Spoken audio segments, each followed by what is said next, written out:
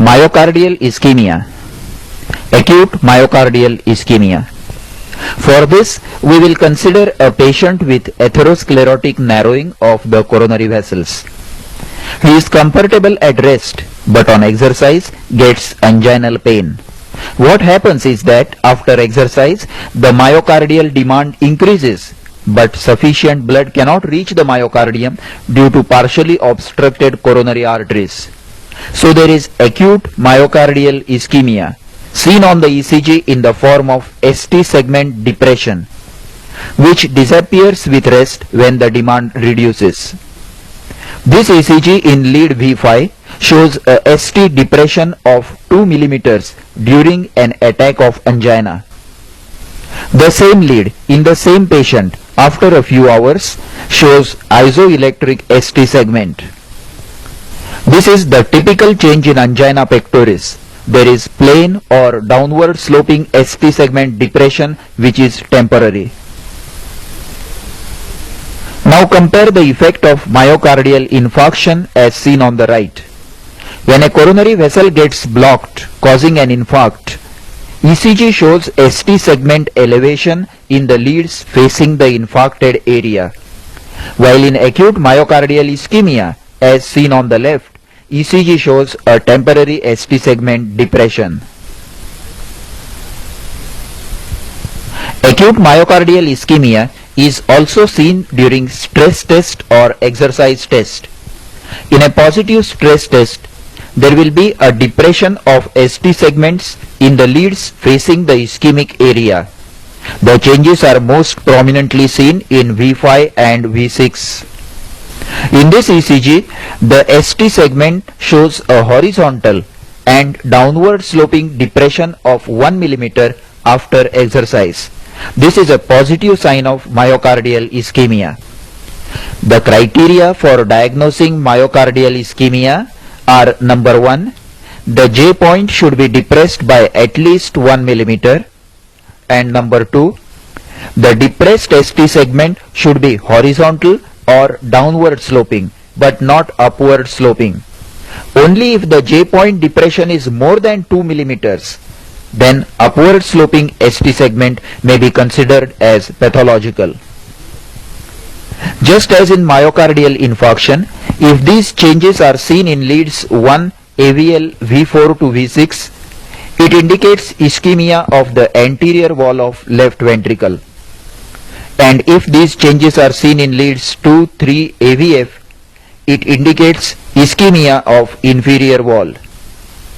But if more than one coronary vessels are blocked, the changes will be seen in many leads. For example, in this strip, they are seen in 2, 3 AVF as well as V4, V5 and V6.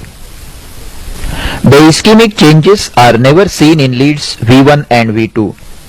The ST segment depression in leads V1 or V2 may be seen only in right ventricular hypertrophy with strain and in true posterior wall infarctions. At this stage, let us see the various types of ST segment depressions. This is horizontal or plain ST segment depression with sharp angle with the T wave. This signifies myocardial ischemia. This is a upward sloping ST segment depression and is a variant of normal.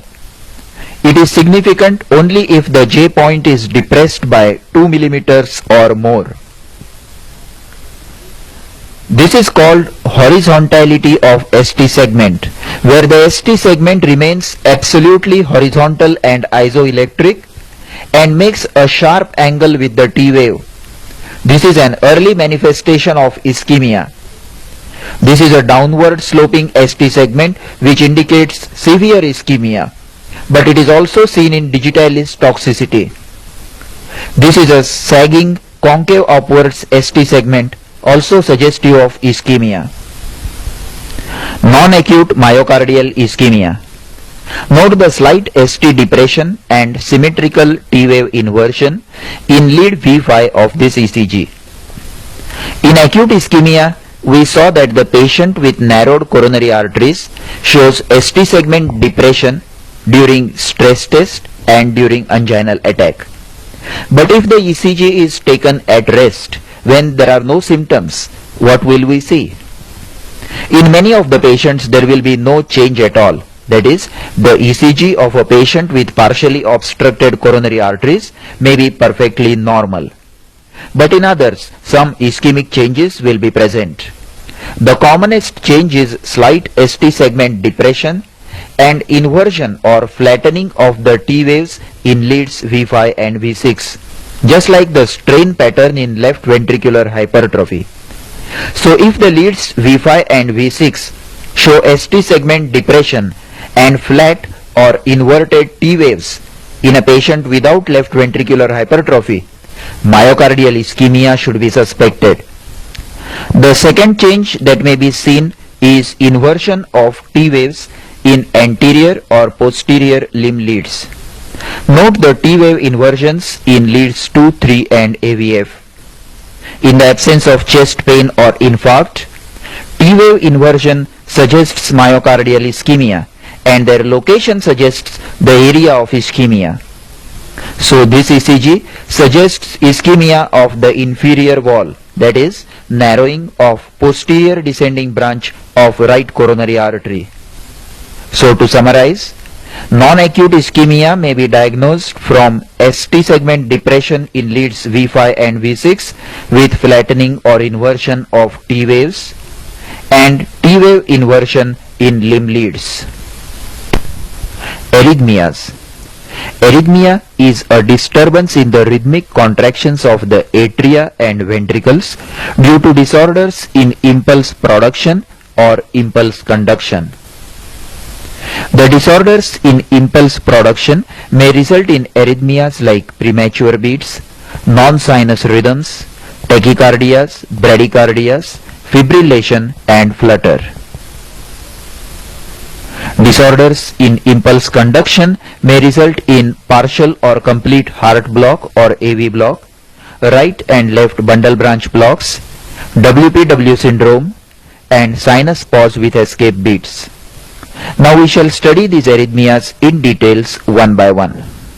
Premature beat is a beat arising from an ectopic focus outside the SA node and occurring before the next sinus beat. It may arise in the atria, AV node or in the ventricles because pacemaker cells are located in the atria, AV node, bundle of His and Purkinje fibers in the ventricles. In this strip, a premature beat has occurred after beat number 2. As a result, the expected sinus beat number 3 is missed and after a small pause, the next sinus beat number 4 comes and the sinus rhythm starts again. The pause between the premature beat and the next sinus beat is termed as the compensatory pause, and it compensates for the early occurrence of the premature beat. If it compensates exactly for the missed beat and the third sinus beat occurs exactly where it would otherwise have occurred, then it is termed as a complete compensatory pause. Observe this strip carefully. The red spots mark the expected occurrence of P waves and the black line at the top marks the expected occurrence of the R waves, that is, if the sinus rhythm was undisturbed. You will note that the beat after the premature beat has occurred exactly where it should have occurred. So this is a complete compensatory pause. In contrast, in this tracing, the beat after the premature beat has occurred before the next expected beat. So this is incomplete compensatory pause. To study the compensatory pause, count each RR interval. The first normal RR interval is 20 small squares. The RR interval of the premature beat is 14 small squares. And the RR interval of the compensatory pause is 23 small squares. The two added together 14 plus 23 is 37 small squares, whereas it should have been exactly 2 times the normal RR interval of 20 small squares, that is 40 small squares. So this is an incomplete compensatory pause. Ventricular premature beats have a complete compensatory pause, as the impulse arising in the ventricles does not affect the rhythm of the SA node. In contrast, an impulse arising in the atrium will depolarize the SA node early, disturbing its rhythm, and hence the next impulse from the SA node will come earlier than the expected next beat. The premature beat always arises outside the SA node, so it is also termed as ectopic beat or extrasystole. It may arise anywhere in the heart, the common sites being atria, AV node or ventricles. Depending on the site of origin, the premature beat is termed as supraventricular or ventricular. The atrial and nodal premature beats are termed as supraventricular premature beats. In these beats, the impulse will reach the ventricles via the normal conduction pathway. So the QRS complex on ECG will have a normal configuration. This is a nodal premature beat. But if the impulse arises below the division of bundle of His in one of the bundle branches or in the ventricles, then both ventricles will not be activated at the same time, resulting in a wide, slurred and bizarre QRS complex with T wave directed opposite to the main QRS complex. It is grossly different from the normal beats. This is a ventricular premature beat. Compare it with the normal beat and note the wide QRS with inverted T wave. Once again, note the features of a ventricular premature beat. The QRS complex is wide and bizarre, and the T wave is opposite in direction to the main QRS complex. So let us now study the differences between ventricular and supraventricular or atrial premature beats.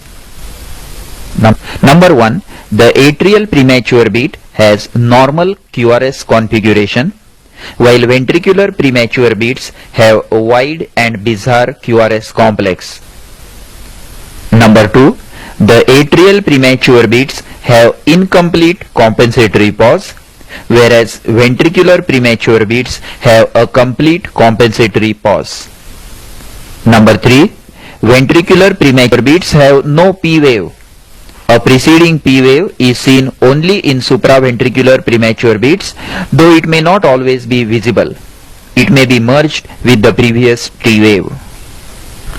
When QRS complex of the premature beat has normal configuration, the beat is supraventricular.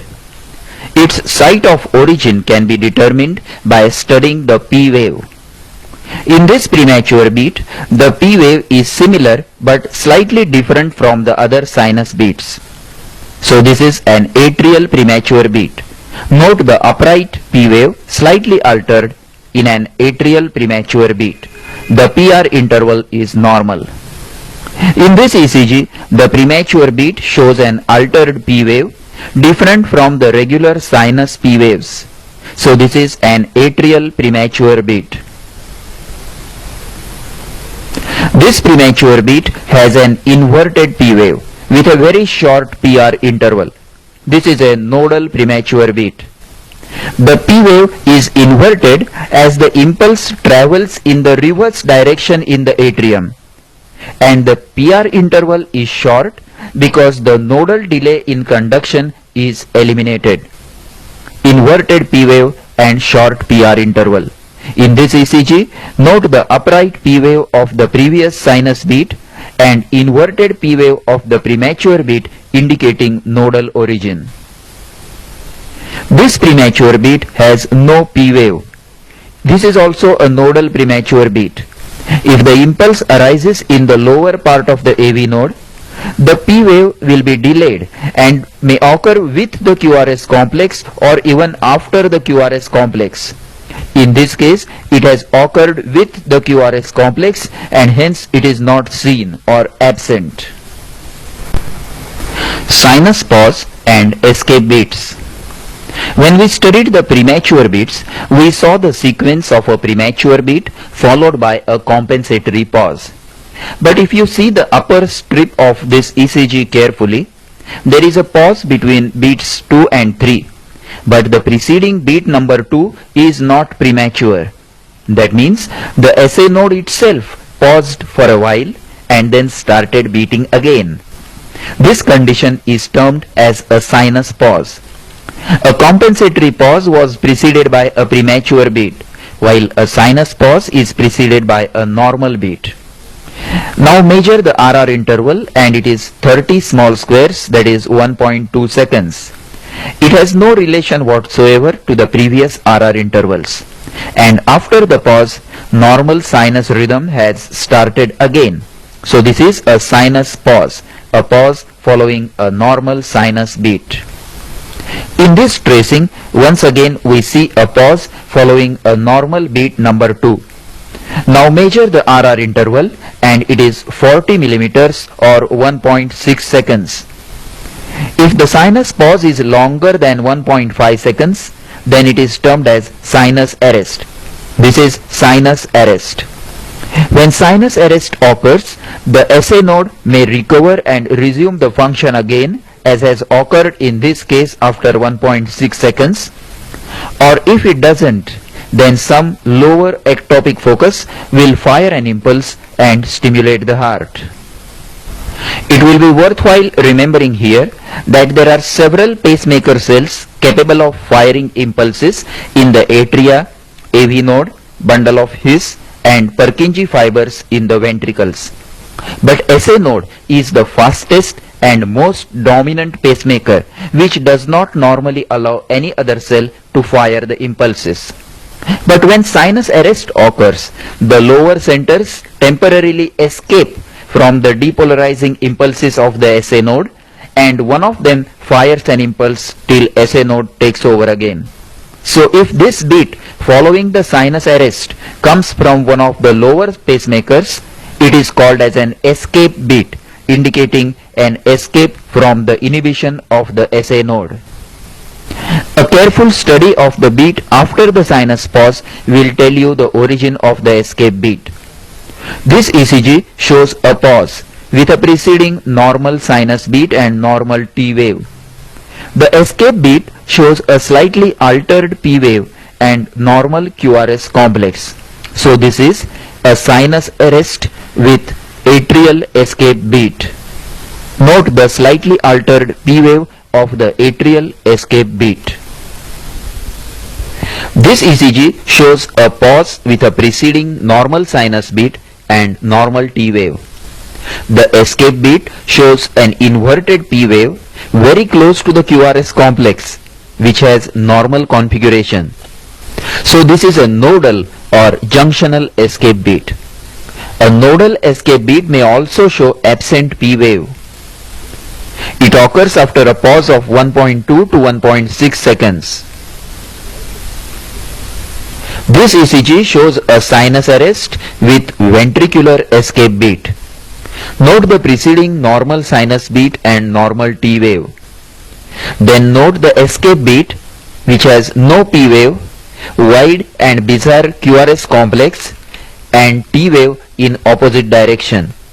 So this is a ventricular escape beat.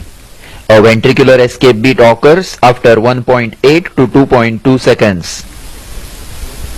So to revise, whenever you see a pause, first study the preceding beat. If it has occurred early, as in the upper strip, it is a premature beat with compensatory pause. And if the RR interval is normal, as in the lower strip, then it is a sinus pause with an escape beat. Now if it is a premature beat, study the QRS complex, compensatory pause and P wave to decide the origin of the premature beat. And if it is a sinus pause, study the succeeding beat to know the type of escape beat. Now before we conclude this chapter, we must see two more peculiar ectopic beats. Here the arrow shows a ventricular ectopic beat.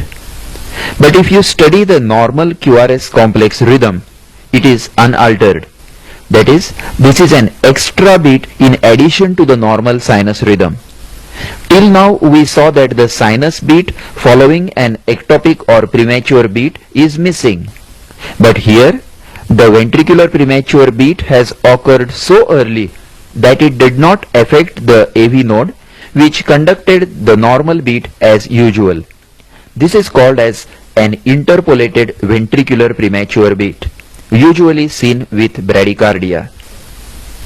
The only effect that it has on the next beat is that the PR interval is prolonged, delaying the QRS complex slightly. Otherwise, the sinus rhythm is undisturbed. Note the prolonged PR interval in the succeeding beat.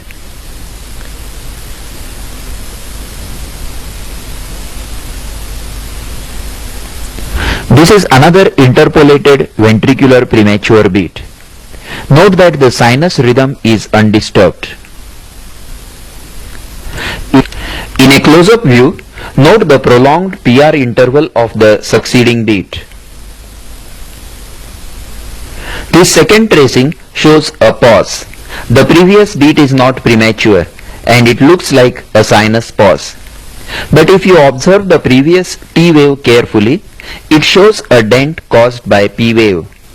Here an atrial premature beat has occurred so early that it was not conducted by the AV node, which was still in a refractory phase. This is a non-conducted atrial premature beat. It looks exactly like sinus pause, but the last T wave shows a dent or alteration. This also means that to diagnose a sinus pause, the previous T wave contour should be normal. In this tracing, note the change in the shape of T wave due to P wave of the non-conducted atrial premature beat. Only close observation will tell that this is not a sinus pause. This ECG shows a nodal premature beat with inverted P wave, normal QRS complex followed by a compensatory pause. The compensatory pause in a nodal beat may or may not be complete. This ECG shows a ventricular premature beat with no P wave, wide QRS complex and inverted T wave. The RR interval is 18.5 small squares. The RR interval between second and fourth beats is 37 small squares. That is, the compensatory pause is complete. This is because it does not affect the SA node. This ECG shows multiple ventricular premature beats. There is a ventricular premature beat after every 2 normal sinus beats. Multiple ventricular ectopic beats, more than 5 per minute, may herald a ventricular tachycardia. The high risk is associated with multiple VPBs more than 5 per minute, multifocal ventricular premature beats, runs of ventricular premature beats, and exercise-induced ventricular premature beats. This ECG shows multiple ventricular premature beats, but some are positive and some are negative. That is, they are arising from different foci in the ventricles. They are called multifocal ventricular premature beats. Each ventricular premature beat has a different structure. Some are positive and some are negative. This ECG shows alternate normal beat and ventricular premature beat. This is called ventricular bigeminy, where every alternate beat is a ventricular premature beat. Note the ventricular bigeminy. This is the same ECG in another lead. Note alternating normal beats and ventricular premature beats. This is another ECG of ventricular bigeminy with alternating ventricular premature beats. This is a interpolated ventricular premature beat. Note that the shape and amplitude of the QRS complex is changed, so it is a ventricular beat, and succeeding beat is slightly delayed due to prolongation of the PR interval. This ECG shows one normal beat followed by two ventricular premature beats. When ventricular premature beats run in groups of twos or more, it is also a grave sign. Note the runs of ventricular premature beats. This ECG shows a pause. The preceding beat is not premature. Preceding T wave is normal. So this is a sinus pause. So now we study the succeeding beat. It has a normal QRS configuration, but the P wave is slightly smaller than other P waves. So this is an atrial escape beat. Note that the next beat again shows return of sinus rhythm as the P wave is normal again. So this is a sinus pause with an atrial escape beat. Now that we have learnt all types of premature beats and escape beats, let us proceed to various rhythms arising from the SA node, atria and ventricles.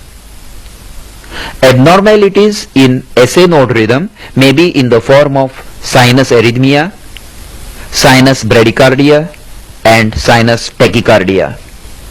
Sinus arrhythmia.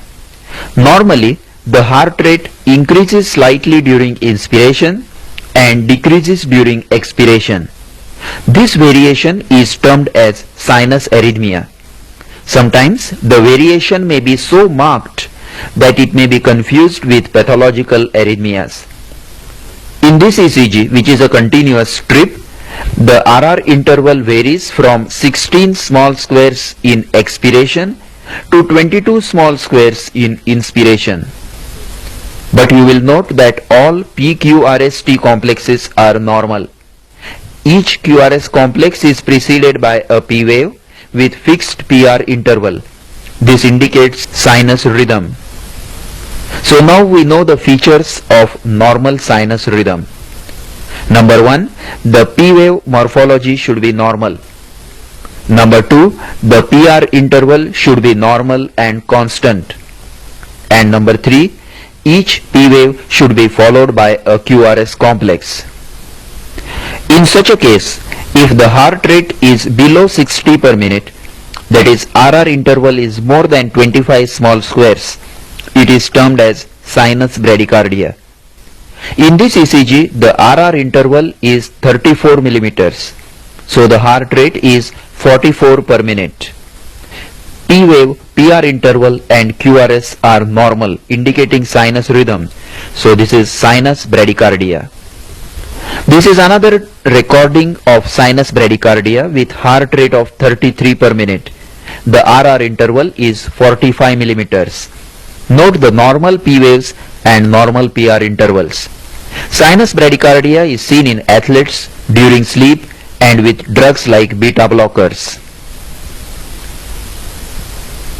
Sinus tachycardia. If the sinus rate is above 100 per minute and up to 150 per minute, it is termed as sinus tachycardia. In this ECG, the RR interval is 12 millimeters. So the heart rate is 125 per minute. The T wave and the next P wave are seen very close together. The practical problem that arises at high rates is that the P waves and the previous T waves mix up and P waves become difficult to identify. In this ECG, the RR interval is 10 millimeters, so the heart rate is 150 per minute. Now see the upper tracing of V5. It is very difficult to identify the P wave. But if you observe all leads carefully, the P waves are usually identified in at least one of the leads, as seen in lead V1 in this case. So careful inspection of all the leads for P waves becomes very important in tachycardias to identify a P wave. Now we shall study atrial rhythms, which includes atrial rhythm, wandering pacemaker, supraventricular tachycardia, atrial flutter and atrial fibrillation. This ECG shows lead 2 tracing with inverted P waves. That is, the impulse is arising low in the atrium and traveling backwards. This is termed as non-sinus atrial rhythm. A rhythm arising from the AV node will also give a similar appearance with inverted P waves, but the PR interval in nodal rhythm is very short. In this ECG, the PR interval is more than 3 small squares, so this is an atrial rhythm. This is another atrial rhythm, but observe the P waves carefully. Each P wave has a different contour, which means that each impulse is arising from a different focus in the atrium, and accordingly the PR interval also varies slightly from beat to beat. This is called as wandering pacemaker, sometimes seen in children, and is harmless. Observe the P waves in this tracing of wandering pacemaker. Note that contour of each P wave is different, indicating a different focus for each impulse, but the QRS complexes are normal and constant. This ECG shows tachycardia. The RR interval is 7 millimeters, so the rate is 210 per minute. This is much above the range of sinus tachycardia and is termed as supraventricular tachycardia or paroxysmal atrial tachycardia. This is another ECG of tachycardia with a rate of 200 per minute. Note that the QRS morphology is normal, so it is supraventricular. In the supraventricular tachycardias, the rate varies from 180 to 220 per minute. In this ECG, the RR interval is 8 millimeters, so the rate is 188 per minute. But often, the AV node may not be able to pass down the impulses to the ventricles so rapidly, and then it starts passing down every second or every third impulse. This is termed as 2-to-1 block or 3-to-1 block. In this ECG, you will immediately note that there are many more P waves than QRS complexes. Count them. Every second P wave is followed by a QRS complex. In this case, we must count the atrial rate separately as 1500 divided by the number of small squares between two P waves, and ventricular rate separately as 1500 divided by the number of small squares between two R waves. The atrial rate here is 166 per minute, indicating supraventricular tachycardia, and ventricular rate is 83 per minute, indicating 2-to-1 block. That is, in a 2-to-1 block, ventricular rate is exactly half the atrial rate. So clinically, a patient with supraventricular tachycardia with block will not have a rapid pulse rate. Only ECG will demonstrate the atrial rate to be about 160 to 220 per minute. In this ECG, the P waves are very large and rapid, and the rate is about 300 per minute. This condition is called atrial flutter. Here, the impulses travel in a circular course in the atria, giving rise to rapid, regular and undulating flutter waves. These are not P waves but flutter waves or F waves. Capital F stands for flutter waves. Each flutter wave occupies one large square. So these are much wider and taller than the P waves, and there is no isoelectric baseline between them. Looking from a distance, it gives a classical sawtooth appearance. This is best seen in leads 2, 3, AVF, V1 and V2. Since AV node is not tuned to conduct impulses so fast, atrial flutter is always accompanied by AV block, and the ventricular rate is much slower. Here the flutter rate is 300 per minute, and this ECG shows 2-to-1 block, so the ventricular rate is 150 per minute. Note that each F wave occupies one large square. This is again a 2-to-1 block. This ECG shows 3-to-1 block with ventricular rate of 100 per minute. And this ECG shows 4-to-1 block with ventricular rate of just 75 per minute. Note that the ventricular rate and the pulse is regular, but sometimes the flutter may show a varying block and irregular pulse. Atrial fibrillation. In this ECG, the QRS complexes are seen at irregular intervals. There are no P waves preceding the QRS complexes, and the baseline is finely irregular as if vibrating. This is atrial fibrillation. Note the finely irregular baseline and irregularly occurring QRS complexes. This ECG shows irregular rhythm. Fibrillation waves are not seen, but very notable feature is the absence of P waves. This is atrial fibrillation. In atrial fibrillation, the impulses follow chaotic random pathways in the atria. So there are no P waves, but the baseline shows irregular fine waves termed as fibrillation waves or F waves. Small f stands for fibrillation waves. We have already learnt how to calculate the rate in atrial fibrillation. Measure the number of R waves in 15 large squares and multiply the number by 20. Here the rate is 5 into 20, that is approximately 100 per minute. In this ECG, the rate of QRS complexes is reduced after treatment with digitalis, but they occur at irregular intervals and fine fibrillation waves are seen. This is termed as slow atrial fibrillation, an effect of digitalis treatment. The fibrillation waves are described as fine, medium or coarse. These are fine fibrillation waves. These are medium fibrillation waves. And these are coarse fibrillation waves. Coarse fibrillation waves at times resemble atrial flutter, and a mixed pattern with characteristics of both is seen as in this strip. This is termed as flutter fibrillation. It has no clinical significance, just an ECG manifestation of atrial fibrillation.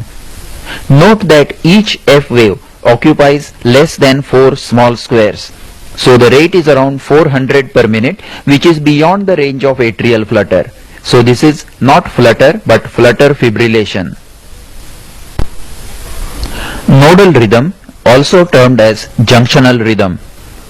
When the impulses originate in the AV node, the rhythm is termed as nodal rhythm. The heart rate with nodal rhythm is very slow, about 40 to 60 per minute. This ECG shows a heart rate of 1500 divided by 26, that is 58 per minute. The QRS complex is normal, indicating supraventricular origin, and the P wave is inverted with a very short PR interval of 2 small squares or 0.08 seconds. This is called upper nodal rhythm. This ECG is similar with heart rate of 60 per minute. QRS complex is normal and there is no P wave as it is merged in the QRS complex. This is called as mid-nodal rhythm. This is again a nodal rhythm with slow heart rate, but P waves occur immediately after the QRS complexes. This is called as lower nodal rhythm. So the characteristics of a nodal rhythm are: number 1, slow rate of 40 to 60 per minute and inverted P wave just before, within or just after the QRS complex. This ECG shows inverted P waves in leads 2 and 3 with short PR interval, indicating a nodal rhythm. But the rate is 100 per minute, beyond the normal range of AV node. So this is called as paroxysmal nodal tachycardia. Now we will come to ventricular rhythms. In this section, we shall study idioventricular rhythm, ventricular tachycardia and ventricular fibrillation. This ECG shows a very slow rate of 32 per minute. This is a ventricular rate. A ventricular pacemaker's rate is between 20 to 40 per minute. Now let us observe the beat closely. There is no P wave. the QRS complex is 3 millimeters wide, suggesting ventricular beat rather than supraventricular. A mid-nodal rhythm would also be very similar without a P wave, but the rate will be between 40 to 60 per minute. This is idioventricular rhythm. There is absence of P wave, wide QRS complex and rate between 20 to 40 per minute. In this ECG, the QRS complexes are very rapid but broad and bizarre, indicating that the impulses are originating in the ventricles. There are no P waves. RR interval measures 6 small squares, that is the ventricular rate is 250 per minute. This is ventricular tachycardia. It is common after myocardial infarction due to formation of circular circuits around the ischemic area.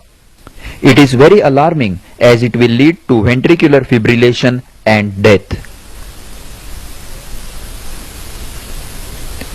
This ECG shows no proper QRS complexes. There are just coarse, chaotic undulations.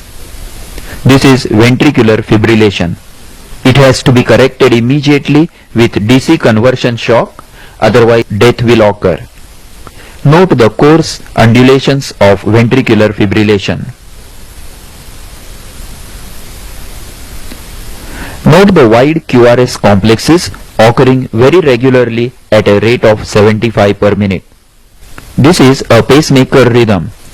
Since the pacemaker is placed in ventricles, the QRS complex is wide like ventricular beat. Now note the P waves. P waves are seen at regular intervals and bear no relation to the pacemaker rhythm. The condition is complete heart block on pacemaker. We will be studying the heart blocks in the next chapter. Now in the chest leads of the same ECG, we can see a spike of pacemaker stimulation termed as pacemaker spike. Note the deep vertical spike followed immediately by a wide QRS complex. WPW syndrome or Wolff-Parkinson-White syndrome. Whenever PR interval is shorter than 3 small squares, we must rule out WPW syndrome. Now let us observe this ECG closely to study the features of WPW syndrome. The PR interval is very short, just 2 small squares. There is no isoelectric line between the P wave and the QRS complex.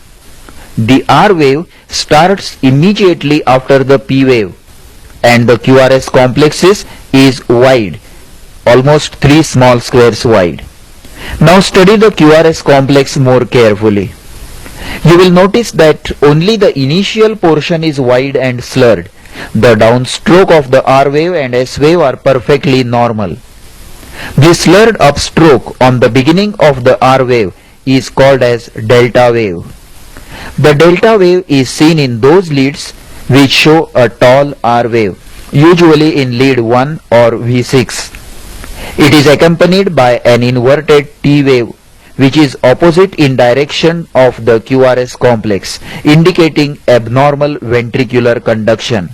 Whenever ventricular conduction is via the normal pathway, the T wave is in the same direction as the QRS complex. The slur of WPW syndrome is also seen on the downstroke in the leads showing a predominantly negative QRS complex. Note the slur on the S wave in V1 and the absence of PR segment. It is important to know the presence of WPW syndrome as it often leads to serious tachyarrhythmias in later life. The isoelectric line between P wave and QRS complex is due to the AV nodal delay. But in WPW syndrome, the impulse leaks to the ventricles via an accessory bundle of fibers called bundle of Kent. So the isoelectric line between P wave and QRS complex is replaced by a slurred upstroke. This is another ECG of WPW syndrome. Note the delta wave and inverted T wave in leads V5. Again slur on the upstroke of R wave in lead V6. And in lead V1 there is negative QRS complex with slur on the downstroke of S wave. Now note the limb leads. Positive QRS in lead 1 and negative QRS in lead 3, that is there is left axis deviation. WPW syndrome is of two types, type A and type B, also termed as V1 positive and V1 negative.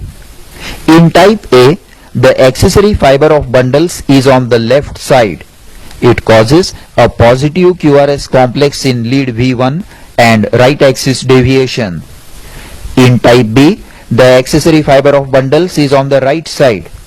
It causes a negative QRS complex in lead V1 and left axis deviation.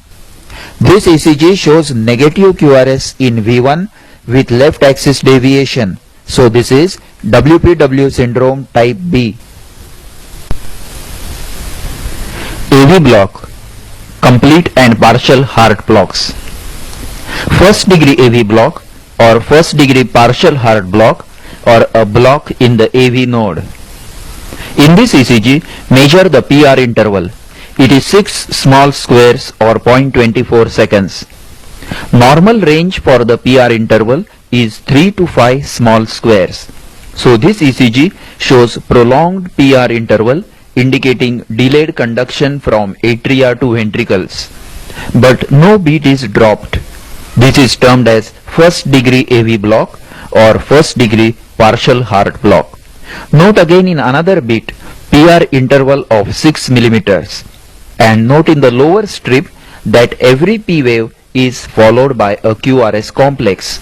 Only the conduction is delayed in the AV node, resulting in prolonged PR interval.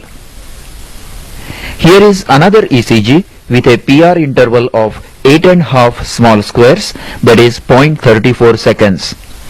All P waves are followed by QRS complexes. This is first degree heart block. Now we come to a third degree heart block.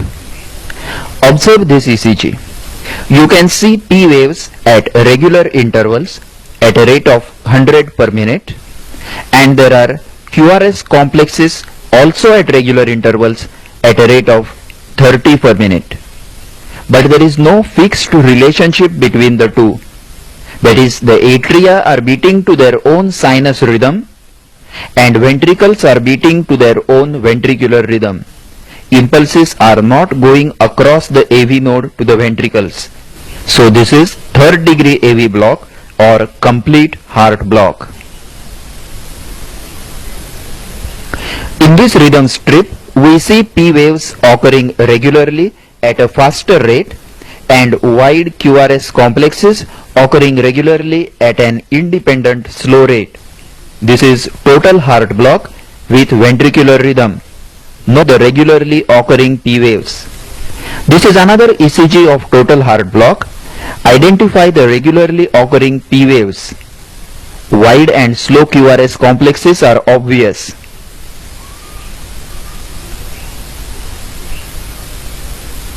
Once again, note the regularly occurring P waves and independent slow wide QRS complexes.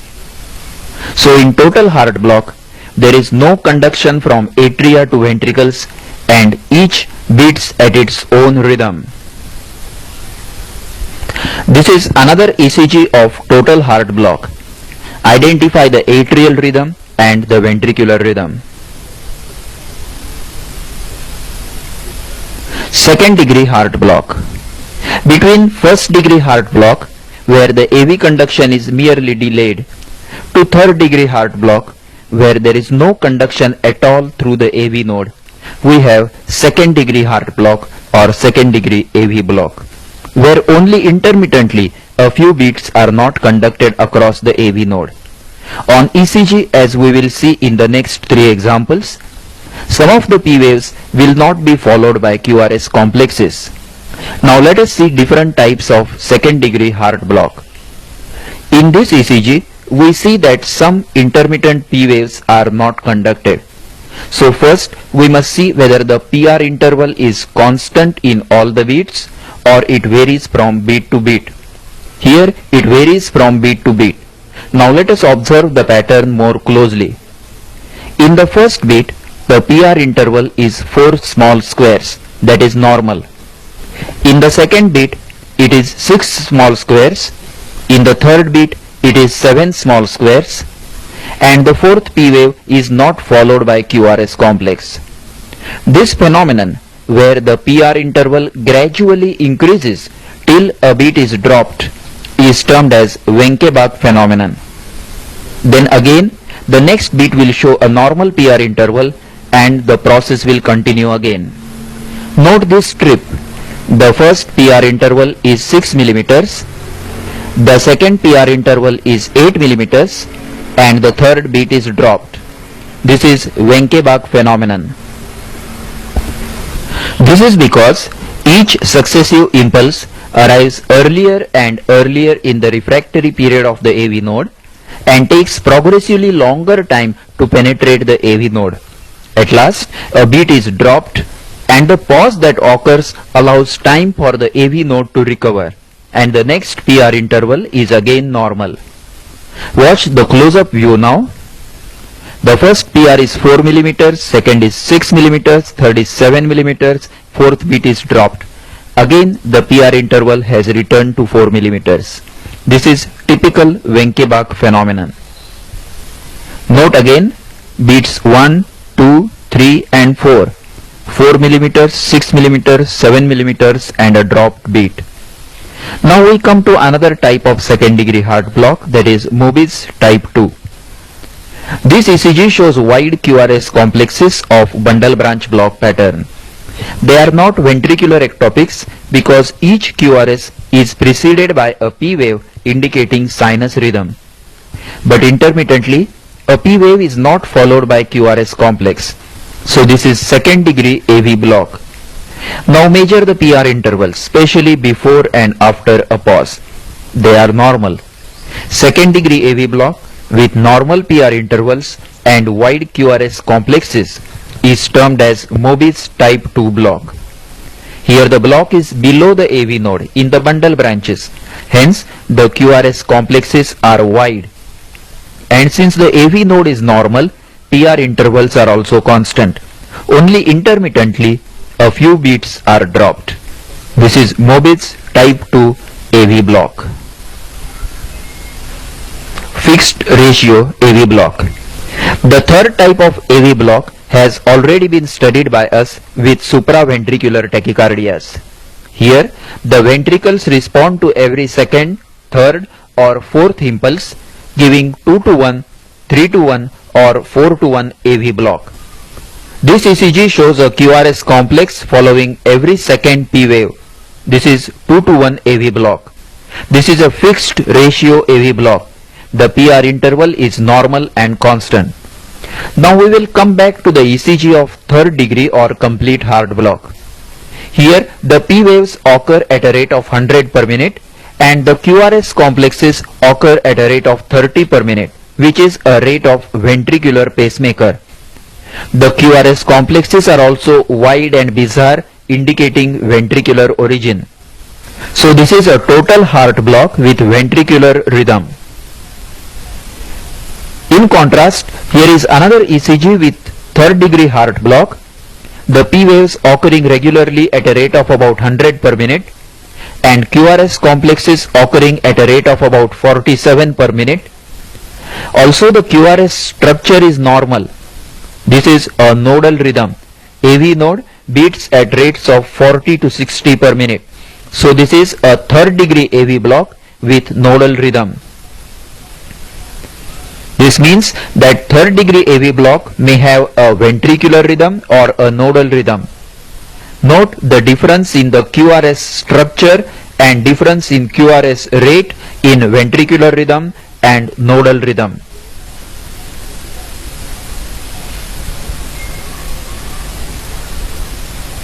In this ECG, the P waves are seen regularly every 13 millimeters and wide QRS complexes at every 44 millimeters. That is, the atrial rate is 115 per minute and ventricular rate is 34 per minute.